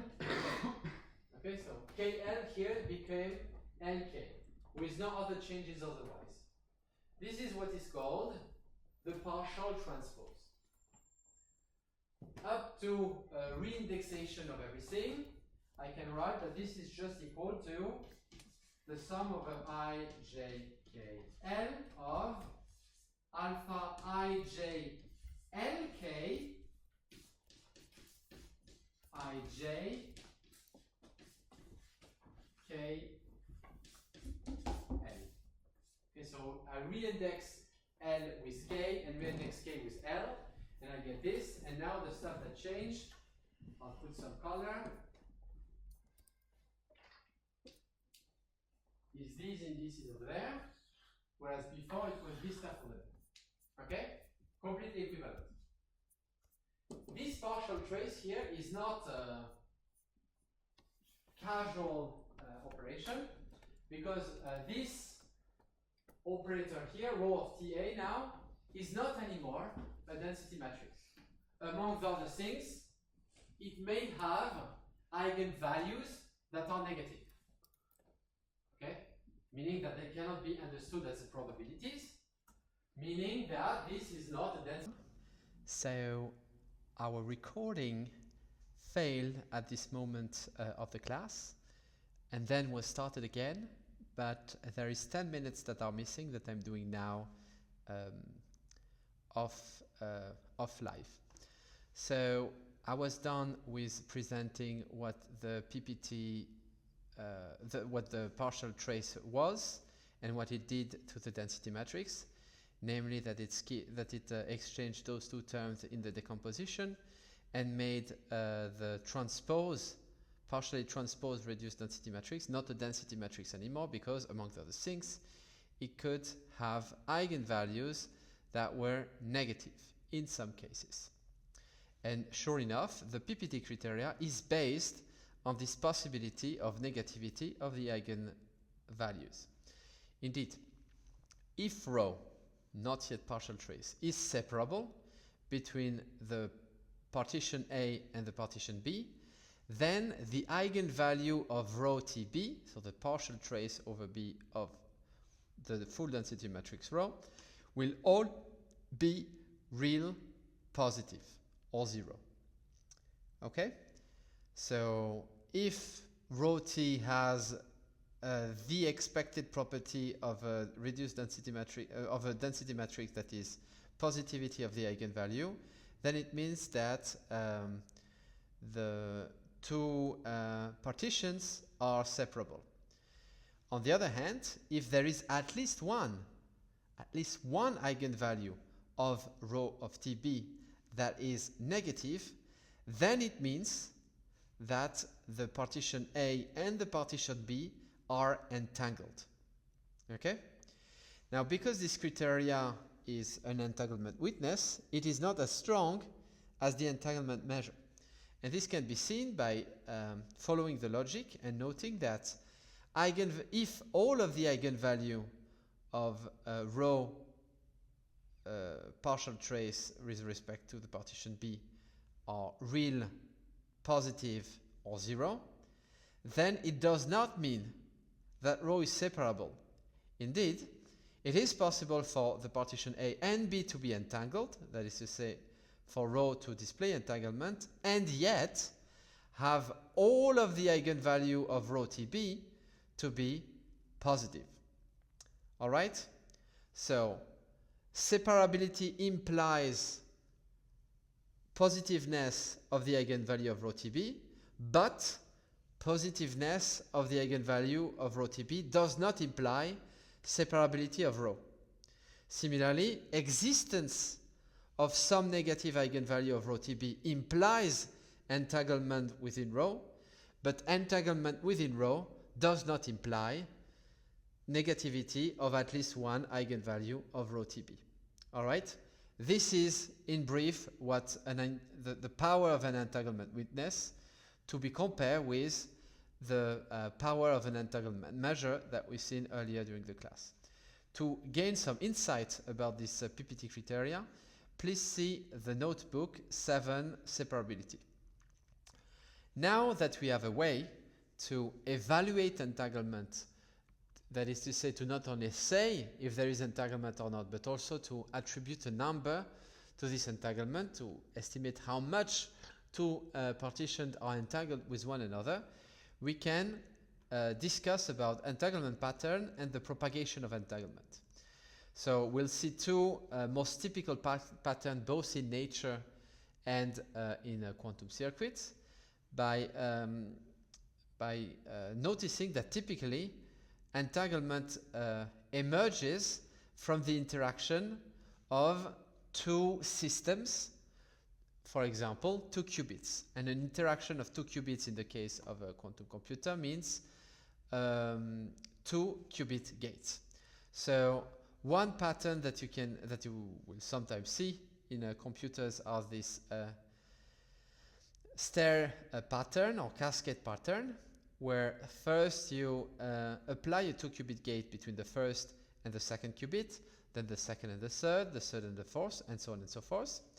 As you do so, the first 2 qubits start to, in general, entangle. Then the second 2 qubit gate entangle the second and the third qubit, and so on and so forth. Well, there is never a gate that mixes the first and the third qubits, for example, because the first and the second, and then the third and the second and the third qubit gets entangled with these 2 qubit gates. It is possible at the end for the first and the third qubit to be entangled. Yet, while the third or even the very last qubit here will have its state that depends on what was the state of the first qubit, the converse is not true. Okay? Because the last qubit did not directly interact with the first qubit, there is no causality between the last qubit and the first, whereas there is a causality between the first qubit and the last. All right? As usual, entanglement is a type of physical correlation, and correlation does not mean causation. Here, the causation goes in one direction and not the other. To have causality between the last qubit and the first, you would need to have, for example, another stairs going back up. Okay? Another pattern that you will commonly find in quantum circuits are this kind of patterns. A more dense kind of pattern where you apply as many 2 qubit gates as possible per layer. As you do the first gate, you entangle the first and the second qubit, you entangle the third and the fourth, and so on and so forth, such that every qubit is entangled with exactly one other qubit and nothing else. Okay? At this point, you can continue and entangle every qubit with every other by at least adding one extra layer of 2 qubit gates that is shifted by exactly 1 qubit. As you do so, the first qubit starts to be entangled with the third qubit, but because the third qubit was entangled with the fourth that is now entangled with the fifth, you can say that the first and the fifth qubit are entangled. This entanglement, however, is vanishing as the number of qubits increases. To increase this entanglement between the first and the last qubit, for example, you need to add another layer, and then another layer, and so on and so forth. Only when you have about as many layers as qubits can you expect the first and the last qubits to be about as and to have the possibility to be as entangled with one another as they are with any other of the available qubits. Okay? Again, from the second layer onwards, you do have entanglement between the first and the last qubits, even if it's very small, but there is no causal link between the two. For the causal link between the two, you need to have essentially n layers of qubits so that the information that is contained in, say, the first qubit can climb all the way towards the very last qubit. All right? So this cascade pattern is perhaps the clearest pattern that is possible, but uses a lot of depth of the circuit, whereas this dense pattern is not as easy to track, but allow you some entanglement between one end and the other one with much less depth. Of course, to have a causal link between the first and last qubit of your circuit, you still have to have about the same number of layers as the number of qubits. To get some more insight about this concept, please look at the notebook called 8 Area Law on GitHub. Now that we have looked at the propagation of entanglement, we can discuss the notion of range of entanglement. Namely, if we apply these two gates, so this 1 qubit gate and the second qubit gates, onto the first and the last qubit of our circuit, then we will have a long-range entanglement within the circuit. That is to say that it doesn't matter where I put the cut in my partitioning of the circuit into two systems, okay, in my partitioning of my qubits into two systems, as long as I follow the topology here, I will always observe an entanglement measure that is different from 0. That's because the first qubit, that is always part of the first partition, and the last qubit, that is always part of the second partition, are always entangled with one another. Of course, this example is a bit superficial, because clearly, if the state was unentangled at the start, all the qubits in the middle remains unentangled with the first and the last qubit respectively. Therefore, even if there is a long-range entanglement between the first and the last qubit, we would not say that there is a lot of entanglement within this state. Okay? If now, instead of this artificial example, we go into this example over there, that is very much like the dense layers of the first layer of the dense layer of gates that I presented in the previous section, then as I apply these two layers of gates, so the 1 qubit H gates followed by these C0 gates, I entangle my qubit 2 by 2.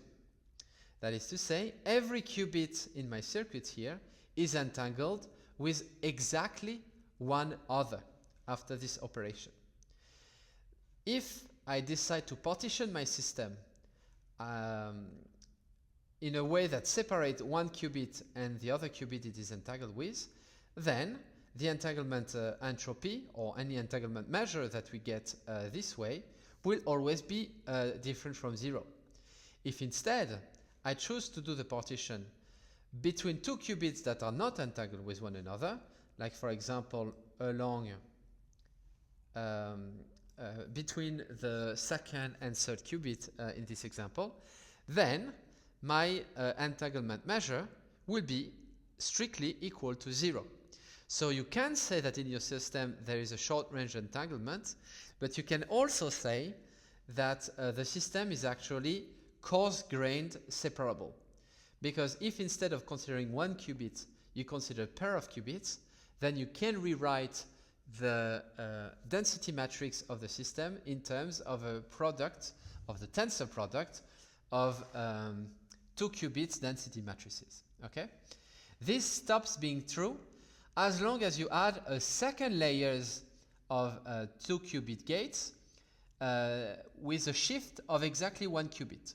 That is to say, you apply the same gates as earlier, and then you apply them once again with a shift of 1. In that case, in general, the density matrix that you get will never be separable. Every qubit will be entangled with at least 2 other qubits, except for the one at the border. But so it doesn't matter where you where you partition your system, you will always find an entanglement entropy that is different from 0. However, with just 2 layers like this, you are not able to create any possible entangled state that you can imagine. In particular, you cannot create a state where the first qubit is very much entangled with the very last qubit. That's because 2 layers, when you have a lot of qubits, are not enough to access all the available computational space. As a consequence, even if you can have a state that is always entangled, no matter how you do the partition of the system, you still do not have access to all of the possible entangled states. To have access to all the possible entangled states, as we mentioned earlier, you need to add layers and layers and layers. Only having 2 layers only introduce nearest neighbors and next to nearest neighbors substantial entanglement, whereas adding extra layers increase the range of your entanglement.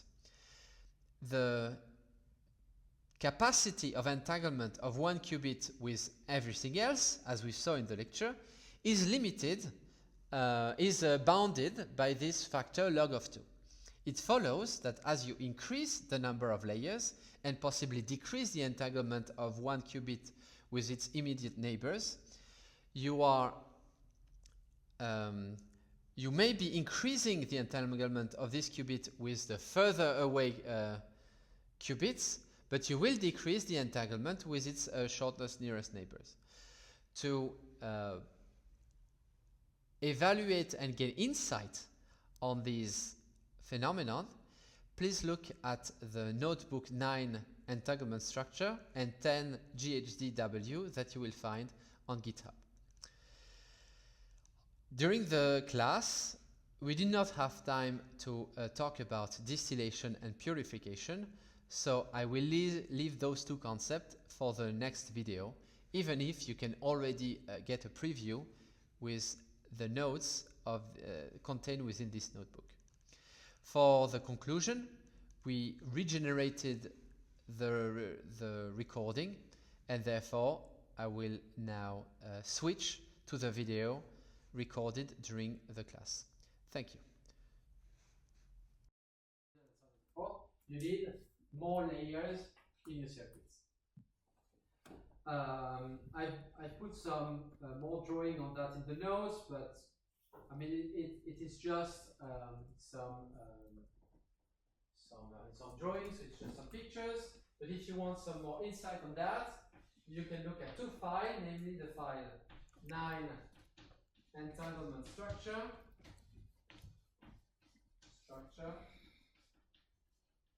and 10 GHDW, and this way you get some more insight into what entanglement structure are.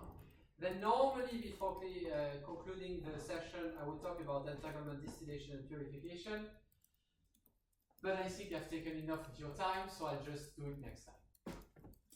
Let me just draw some conclusion, at least orally, before concluding the class. First, I hope that you understood that entanglement is distinct from superposition through this notion of locality that we are exploring by establishing the notion of separability or biseparability. Using this notion, we were able to come up with a measure of entanglement, but these measures are very abstract and difficult to extract experimentally. So that's why we came with the notion of entanglement witness that are not as informative as entanglement measures, but at least they can be measured, they can be obtained experimentally, so that's not bad. Using these, we can finally start talking about the notion of entanglement pattern, because finally we can say that a qubit is entangled or not with another one, and we can attribute a number to that stuff. The higher the number, the bigger the entanglement, the lower the number, the lower the entanglement. Okay? Something that I mentioned, but that is really important, is that for two systems to start to be entangled in the first place, they need to be brought together and interact then, or alternatively, the first one can interact with the third system, then the third system is brought into contact with the second one, and this is one way for the first and the second system to be entangled. Okay? But there is a notion of really local interaction between the two interacting systems that is necessary to get the entanglement. And next time, I will do the stuff that I didn't have time to do today. We'll see that it is possible to sacrifice entanglement to recuperate, to sacrifice part of the entanglement to recuperate, to recover more of the other part of the entanglement that might have been destroyed by noise, for example. And that such a process is first called distillation. And if you use it to enhance the entanglement at a distance, then this distillation is coupled with an operation that is called purification. Distillation and purification of entanglement is something that we'll see next time, along with the notion of noise. With that, I free you now, but I'm taking a question if you have one.